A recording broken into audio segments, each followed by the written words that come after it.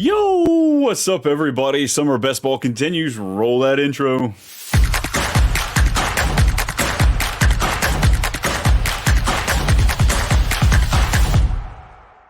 What is up everybody? It's Brian and I've got another episode of Too Much Best Ball here for you. It is brought to you by the Fantasy Football Advice Network and sponsored by Underdog. So make sure you're liking, subscribing, leaving us a comment. We're here to break it down. And of course today I am starting a mini series called Stack Attack? No, the Stack series. No.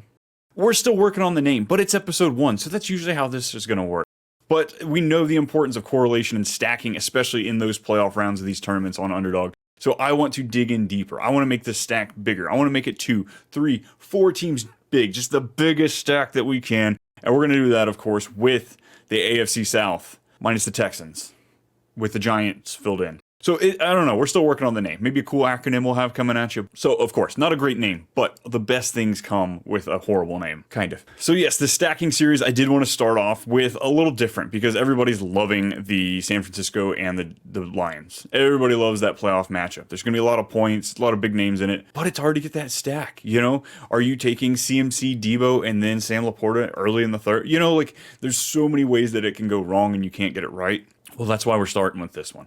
This stack, you can pull off big superhero guys, the big top end round 1, round 2s, because most of these players aren't going until round 3 and much later than that. So let's dive in a little bit and see how we can make this build. How do we find the narrative that works with this stack and the other pieces that we can put around with it? So like I said, we're starting off with this team, the AFC South. It's going to be Indianapolis, Jacksonville, Tennessee, and the Giants. I know, there's some stinkers in there, but the win percentage is supposed to be pretty high for these teams. You know, we're seeing Indianapolis and Jacksonville, they could be flirting with playoffs. Tennessee, if Will Levis shows out, they could be a 500-ish team, and then the Giants. But you have to go for some garbage time points, so that's kind of why we have them here. So looking at it, Indianapolis and Tennessee play in Week 16. Great. It's not the final game, but you still have to make it to the final game. So a huge Week 16 between these two teams is awesome. And then when we slide that out, Indy goes and plays the Giants in Week 17, and then Tennessee plays Jacksonville in Week 17. So if we can cross-correlate these two teams and dabble into a little bit of all 4 of them, it gives us a higher chance if we get the narrative right of all 4 of these teams finishing out well. So what I want to start with is the quarterback, of course. And the nice thing about this build, it's QB late. You've got Richardson at QB 6, so you can take him early. But if you don't, you can just ditch the quarterback position. You can take that elite tight end because you're really not finding one out of this group of guys. Evan Ingram's tight end 8, but you can really shoot for the moon if you want to go for one of those bigger end. Travis Kelce, he's finally at a discount if you want to grab him. Mark Andrews is one of my favorite guys. He's there. Kyle Pitts if you want to really roll the dice on one of those early guys. But outside of that, Trevor Lawrence is going at QB 15, Levis at 24. Jones is the scary piece, QB 30. Now, if I took Richardson, I'm grabbing a QB late. So Will Levis, getting the 2 of those guys, marrying them, it's a nice little combo stack there. But the issue with Daniel Jones is the Giants could walk away after this season. I know he still has 2 more years left on the deal, but they could move on without not a lot of dead cap. So seeing him start all 17 games, I wouldn't put my money on it. There's a decent chance that they try something different if this team is doing that bad. Brian Dable, this is going to be his 3rd year. This would be his 2nd bad year if he doesn't do well this year. So I could see him trying to stay out of that hot seat. New York Giants fans are going to get a little antsy. It's been a while since they've been good. So that one scares me, trying to fill in for Richardson's Week 14, even if you're saying Richardson's going to carry you for 15, 13, 14 of these games. He still needs that bye week fill in, and Daniel Jones isn't somebody you really want to lean on late in the season. So Trevor Lawrence, Will Levis, they're a great cleanup there. You're not really going running back earlier. JT's at RB5, and then a round and a half later, you got ETN at running back 11. After that, they're all deep. The Tennessee fellows, Pollard and Spears, are going at running back 28 and 37.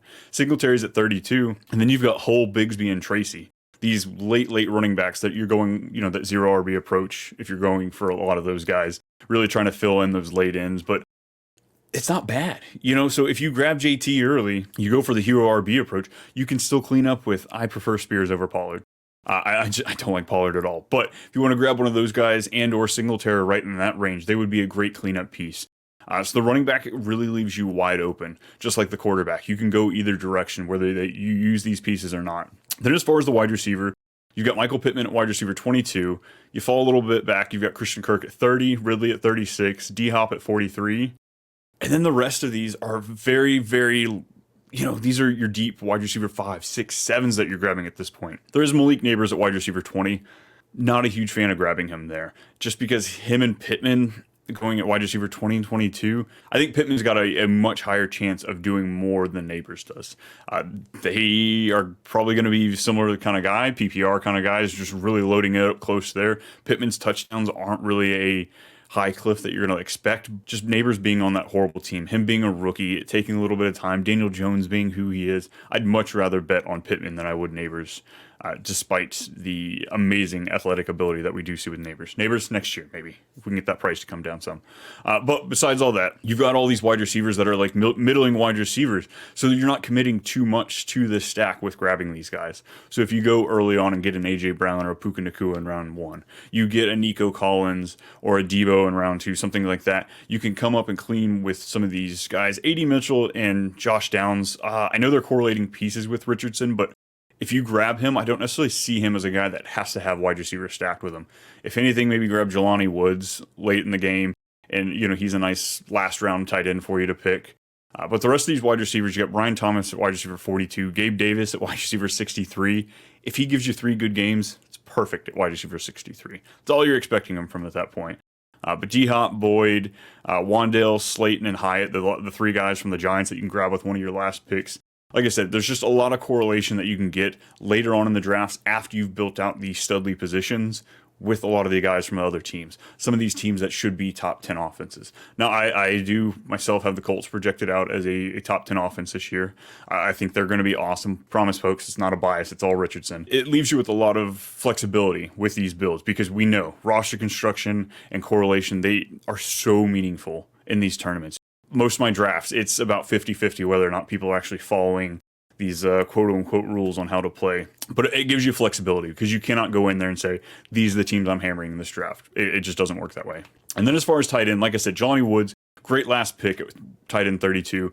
Evan Ingram, as far as middling tight ends go, he's going at tight end 8. I like him. I'm still willing to pay for him there just because right in that wide receiver section, because wide receivers go so early in best ball on these underdog sites, Ingram's not bad where he's going with the people that are sitting around him.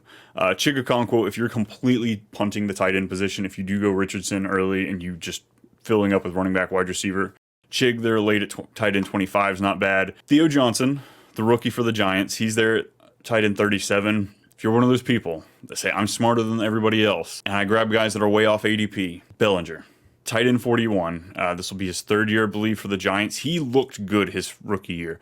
He got a couple of injuries. One was an eye gouge, so that took him out for a bit. And then you had Darren Waller come to town. That really blew things up for him. I'm excited about Bellinger. I'm not going to lie. I've got a handful of exposure to him in my drafts. I get it. He's a reach. I'm probably going to be kicking myself later for it, but I think that he stands just as good of a chance as anybody else to fight for this number 2 receiving target on this offense behind Neighbors, of course. So, again, if you're punting the position, Chig, Woods, Bellinger, Johnson, those are all, you can grab 2 of those 3 guys with your 3-4 tight end build if you're going hard on QB early. But that's going to wrap things up for this stacking series episode, the AFC South with the giant Texan-size hole. Yeah, it's a terrible name. We'll get it better with the next one. Come back for more episodes on this, as I called it. We'll call it a series. I'll be doing a handful more of these episodes that go over these super stacks, if you will. Make sure you do follow, subscribe. I am going to be here all over at Too Much Best Ball and Too Much Fantasy Football on the Fantasy Football Advice Network. And again, if you are new to Underdog, you finally want to come take the plunge and hang out with us, use code FFAdvice, and we will be matching up to $250 in bonus cash for first-time players. Until then, everybody, we'll see you next time. Come check out the pods, and we will see you later.